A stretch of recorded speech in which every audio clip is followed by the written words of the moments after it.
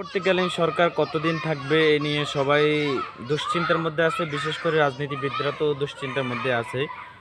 তারা চাচ্ছে যে অন্তর্বর্তী সরকাররা ৩ মাসের মধ্যে নির্বাচনী ব্যবস্থা প্রদান করুক। নির্বাচনের ব্যবস্থা করা হলে তাহলে তারা সরকার গঠন করতে পারবে।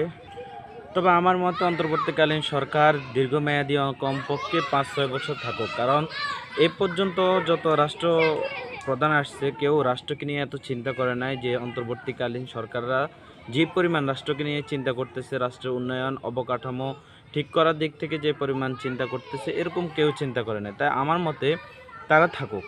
তারা দেখিয়ে দেখ যে তারা কি করে। আমরাও দেখি তারা কি করে, রাষ্ট্র উন্নয়ন অবনয়ন কী পরিমাণ তারা করতেছে।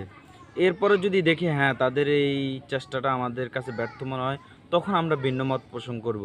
কিন্তু এর আগ পর্যন্ত আমার মতে অন্তর্বর্তী সরকার ৫-৬ বছর থাকুক, এটাই আমার চাওয়া। আপনাদের মতামত কি, কমেন্টে জানিয়ে দিন।